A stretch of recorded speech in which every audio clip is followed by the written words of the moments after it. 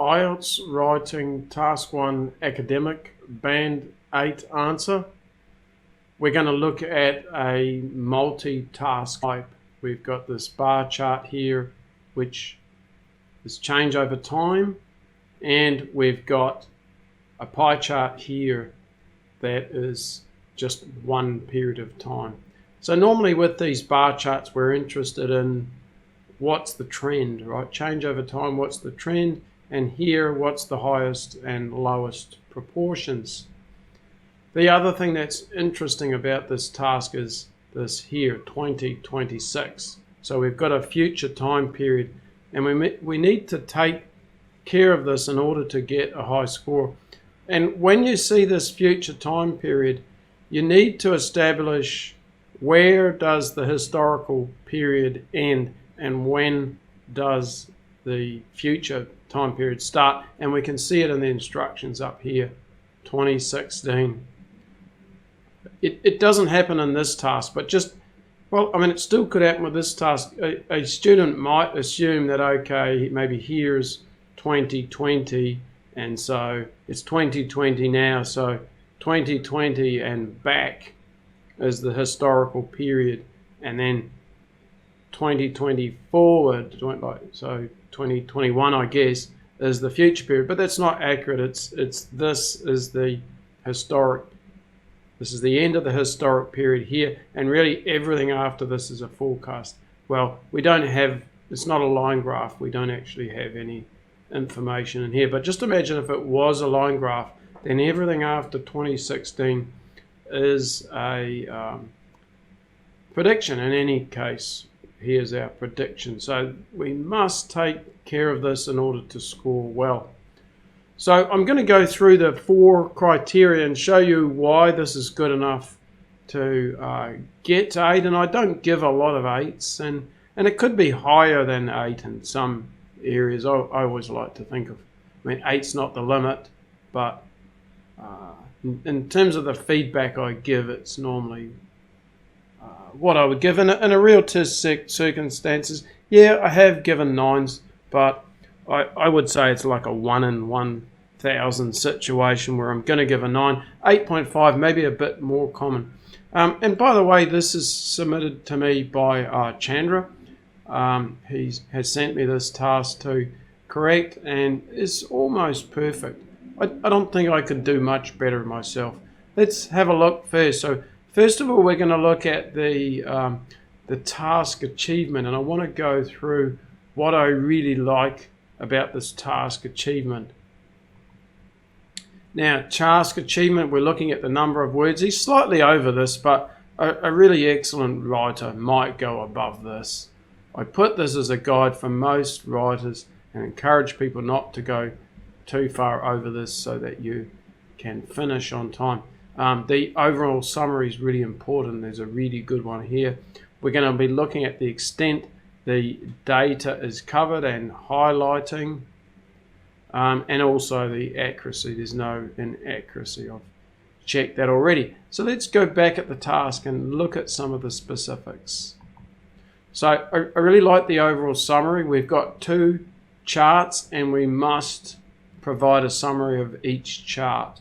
So what we've got here, by the way, if you want to see the written version, I'll put a link under the description in YouTube.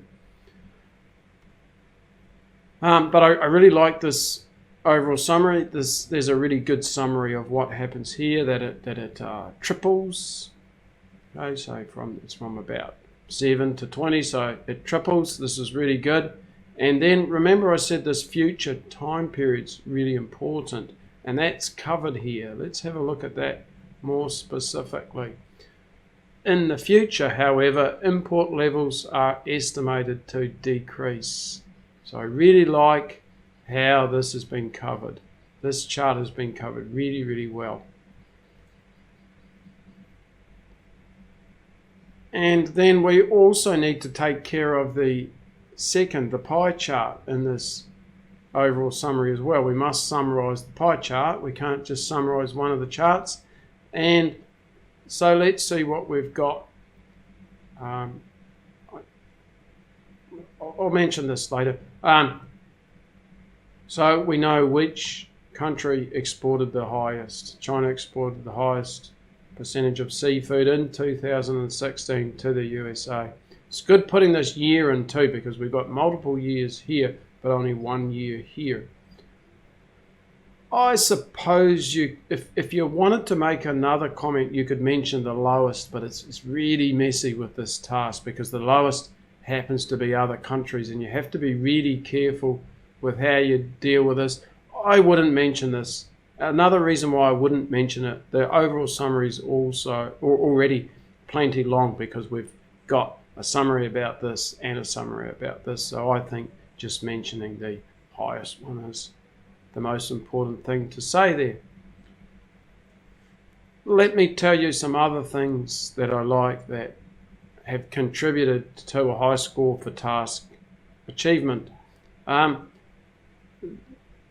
Another aspect of task achievement is about precision, and here we've got exactly 20 billion, and here we've got about 6 billion. So if we have a look in 1986, we can't determine the exact level. We can only determine the exact level when it exactly hits these crosses.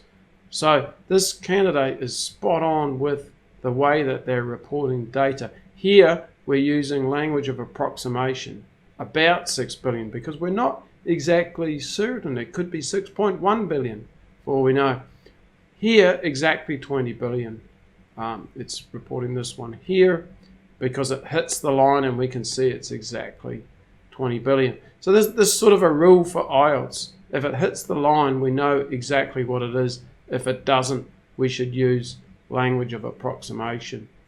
The writer has left out this figure, I think. Oh, no, sorry, that's in there. 6 billion to 10 billion. So it's basically covered everything.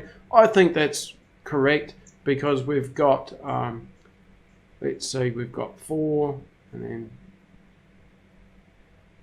7. We've got 11 pieces of data. We should be able to cover them all. 12, we should be able to cover them all. If you had 20, we might start to leave out some less important data. He's covered everything. And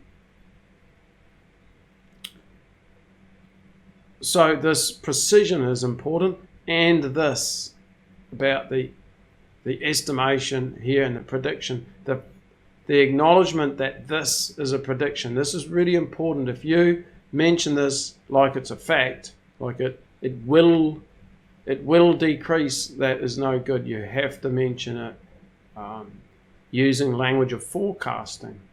Right? There's a link between task achievement and vocabulary. I hope you can see it. We have to be using the right vocabulary. So this language that I'm excited about is also going to help the writer's score for vocabulary as well.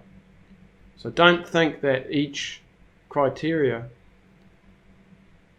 is isolated from the other ones. There's a close connection. The other thing that I really like about this task that I think's been done really well is dealing with this. You must address this. This is really important. It's the lowest category, and it's other countries. And you have to write it in a careful way, because if you're not careful, it can sound like more than one slice. Perhaps we can say this is one slice. All the other countries are one slice. And if you don't word it correctly, it could sound like it's a few slices. It's referring to a few slices. So let's see how the candidate refers to it. However, other unspecified countries accounted for the lowest proportion. So that's really good. Again, a lot of it's to do with the language. The language is important. People don't always understand this, but the language, the vocabulary supports the task achievement by being precise, by using language of precision, language of approximation, language of prediction. We enhance the task achievement. So this is what's so great about the task achievement. It's not just that he's covered the data, it's that he's really used the right language in the coverage of the data. And so that's why it's worthy of 8. I could consider 9. Really, in considering 9, I have to think, could a native writer do better? Well, a lot of native writers would do worse. A lot of native writers would struggle to get 7 for task achievement here. 8's a fabulous score. It could be as good as a 9. Not only the vocabulary assists the score, the way, I don't want to comment on it too much, but the cohesion and coherence on this is excellent too. The way I'm going to go on to that next, so I won't say too much, but the way that the candidate signals what each paragraph is about, basically if it's coherent, we can see the task achievement better. If we're struggling to make sense of what's written, it gets hard to see the quality of the task achievement. I can really see the quality of the task achievement. This is really well laid out. This statement here, overall, I know this is the overall summary. I know to look here. I know here it is. I know this is about the bar graph. I know this is about the pie chart. Let's sort of stop there on the task achievement and let's have a look at the cohesion and coherence a bit more in detail. Well, first of all, I like that the introduction has an introduction to what the 2 charts are about. This is good. Both of these are introduced really well. I can understand what the data is regarding. Then I really like the overall summary going here. I'm a big fan of it. If any of you have had your work corrected by me, you'll often see a comment about this. I like this one big solid paragraph. What I'm not so keen on, what I see a lot, is this. One small paragraph to introduce the tasks and then the overall summary in another paragraph, either here or even worse at the end of the task. It's not ideal. Is it wrong? No, it's not wrong at all to write like this, but it's much better to write like this, and it helps the score. I don't think this is why it's an 8 just because of this, but it contributes to it. The other thing that I really look for, I want to know why we have these 2 body paragraphs. Right? I shouldn't have to guess. How can the reader communicate this at the start of the paragraph? As shown in the bar graph, I can know this is about the bar graph. Turning to the pie chart, I know we've finished talking about this one and we're now on this one. This makes it so easy for the examiner. This is so easy to mark because I can see where the information is, and I believe it makes it easier for the writer to focus too. So I really like this. What else do I really like? I like there to be some logic within the paragraph. All right, I like some logic. In this case, it's a line graph. The most obvious logic is to just go in chronological order, which is what the writer has done from start to finish. It doesn't really make sense to hop around the years. There might be someone tempted to start here. Oh, this was the highest. Oh, but it was much lower here. In fact, it was the lowest. And in the future, don't jump around from start to finish with a line graph. This is exactly the logic that I like to see within this paragraph for change over time. And then what should our logic be here? Obviously, we can't do it from a time perspective. So what should it be? Highest to lowest. It could be lowest to highest too, I suppose, but usually highest to lowest, which is actually quite nice with this chart. It just moves around in a clockwise fashion. And so that's what we've got here. We've got the highest all the way down to the lowest. So I really, really like that about this task. I changed this here. In addition creates a well, it's a more major linking phrase than also sort of a minor linking phrase. In addition's much stronger. I I'd use also, if there's still information about the same chart, I might use also. But since we're going on to another chart, I want a more significant linking phrase here. There's a very minor issue there. Very, very minor. So when I'm considering the score, I could still consider 9 for this task. It's easily an 8. I could consider a 9, and this really isn't enough to stop it. Easily an 8. And as I said, when you have excellent cohesion and coherence, it makes it so much easier for the reader, and it starts to increase the other scores. So just like I was saying earlier about task achievement being influenced by other areas, it's the same with a cohesion and coherence. It boosts other areas, and other areas contribute to the cohesion and coherence as well. If there were lots of mistakes with vocabulary and grammar in here, it'd be harder to understand. Coherence is lower. Coherence, if something's coherent, it's easy to understand. So another reason that supports a high score here is that it's just so easy to read. There aren't any real issues. Let's now take a look at vocabulary. Well, when it comes to vocabulary, I've mentioned this before, that we need the language of forecasting. He's shown me that he's got language for forecasting. As an examiner, as soon as I see a future time period, I'm suspecting a lot of candidates are not going to do well with it. So I like this. I like the language of approximation and precision here. So these help the score. Another thing I'm going to look at when considering the vocabulary is whether the task instructions have been paraphrased. This is where you want to show the examiner your range of vocabulary, that you can rephrase some of these words and that you can also move words around in the sentence so that you're not just repeating the words that you're given. So there's quite good paraphrasing here. For starters, bar chart we can just, and pie chart we can just say the graphs. So we can paraphrase that. These 3 years, we don't need them all, just mention the first and last one. That's really good in the prediction. Forecast has been changed to prediction. That's good. Shows to illustrate. Geographical structures, the countries. Always just check there are countries. Yes, these are countries. Sometimes they'll put areas. So if you see East Asia, you can't say countries then, but that's not here. So it's accurate. That's the other thing. It's got to be accurate.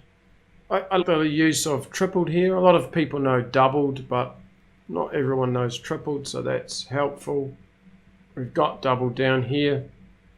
Market dominating is useful here rather than just saying the highest. Total annual seafoods useful here rather than just saying the year. They're imports to the USA, but we can rephrase this to exported from Indonesia. Accounted for is a useful phrase. This is helpful. And this is a great phrase to use. I see words like witnessed. Other unspecified countries witnessed. Did they? Did they really witness it?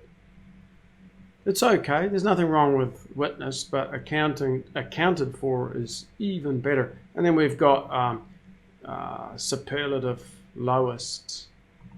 So we've got low, lower, lowest. Lowest is correct. Some of you might look at this and think, well, these are words that I already know. There's nothing really truly amazing about any of the words here. Well, there doesn't need to be. You should use language effectively to communicate a message, and that's what's happened here. And it's the precision that I really like here. So a lot of people misunderstand what they should be doing with vocabulary. They think they should find some rare, amazing piece of vocabulary that the examiner's just going to be blown away with. They're going to read something like plethora and think, wow, you know that word, I'm giving you 9. But really what it is, it comes back to what I was saying earlier about how all the 4 criteria support each other. If I can read this report easily and feel that it's structured well and covers all the data well, precisely, something's got to be right with the vocabulary. And then I can look and I can see, well, yeah, we've got tripled, we've got doubled, we've got market dominating, total annual, accounted for.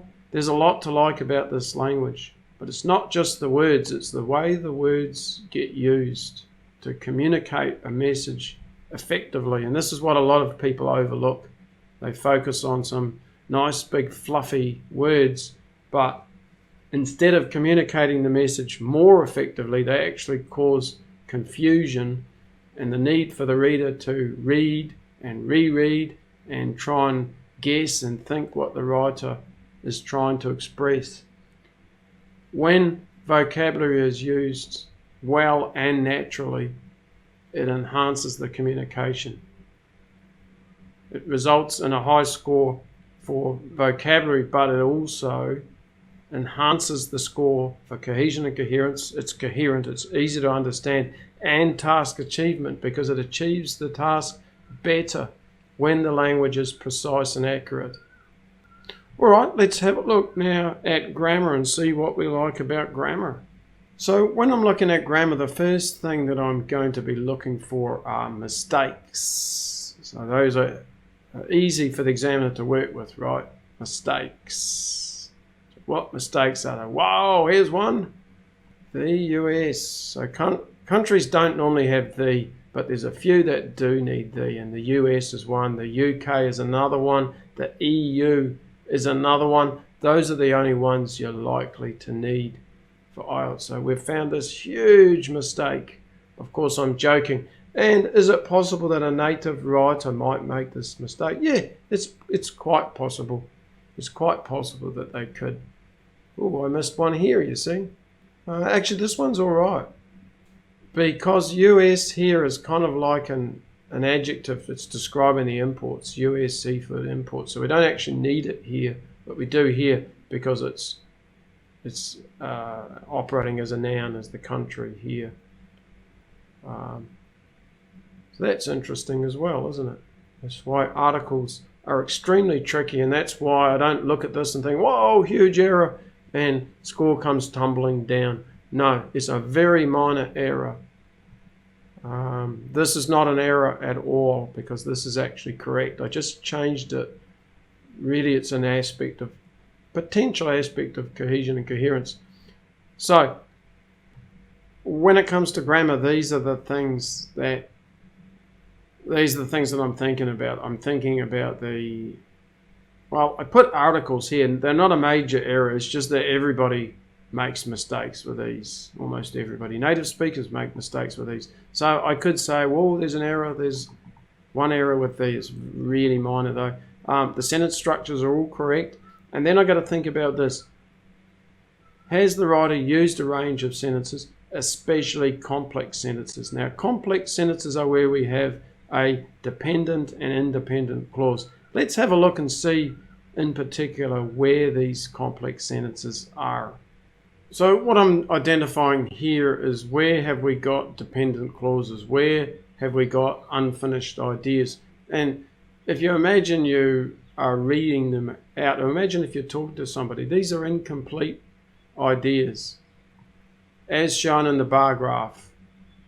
And then if you only had that piece of information, you'd be thinking, yes. You'd be waiting. If someone was speaking to you and they said, as shown in the bar graph, you'd be waiting for the rest of the sentence, right? So this is where we're getting the complex sentences. And note how we get these with these introductory phrases for these paragraphs. This one, over the following 20 years... and then we get extra information about those 20 years. Same thing here. I mean, despite, so as is often used in these sentences, despite something. Despite the past growth, so we don't have a complete idea. We need to wait for the next clause to get the complete idea. Turning to the pie chart for US seafood imports. So we know there's more information coming. Which is a relative pronoun. These are useful for forming complex sentences. Which, that, where, when, who. So these are really useful. I just want to make another comment here about this. I'm just noticing it. We're sort of talking about the major and minor linking phrases. Here it should be a major one. Here's a minor one. Why? Because it's just carrying on with some additional information about this pie chart. Whereas here we're actually switching charts, which is why it's slightly better. It's not a big difference, right? But this is interesting. So if you wanted to, if earlier you thought, wow, that point I really didn't catch, we'll try and understand it now. We need a major linking phrase here because two different charts. This is still the same chart, just carrying on. So that's fine.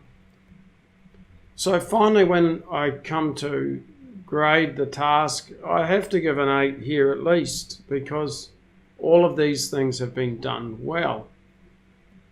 And really think of it this way. How can you, if you do everything well, how can you not get an 8? If you do all these things, if you do the same thing in your writing, why can't you get 8? At least for task achievement. You may not have perfect English, but why can't you get the 8? And possibly the same here, although, as I said, if you have too many mistakes with vocabulary and grammar, the coherence might get lowered. But 8 here, we've got the logical separation of data into paragraphs. We've got body paragraphs starting with a phrase that tells us what the paragraph's about. We've got logical paragraph development, the line chart focusing on the time order, the pie chart highest to lowest, the linking phrases you use well, just that really, really minor thing about the in addition and also. We've got to give 8 here because there aren't any errors, and the vocabulary has been used really well to convey a precise message. And I'm willing to overlook the and give 8 here. So I would expect this to get no lower than 8 and possibly higher. It could be that the examiner might feel some of these criteria could be worth more than 8, but I'm not really going to go into that in this video. I just want to say it's at least an 8 for all 4 criteria. Okay, so I hope you've found that useful, and if you enjoy or find it useful, enjoy would be interesting. Maybe somebody does. Maybe someone's not even studying IELTS, but they find this so fascinating they want to watch it. Maybe that's less likely, but if you think this is useful and you can improve your own writing, then I encourage you to subscribe to my channel and follow some of my upcoming videos. I'm Mike Watty, IELTS examiner, IELTS tutor and author. If you'd like me to correct your IELTS writing, please click on the join button at the end of this video.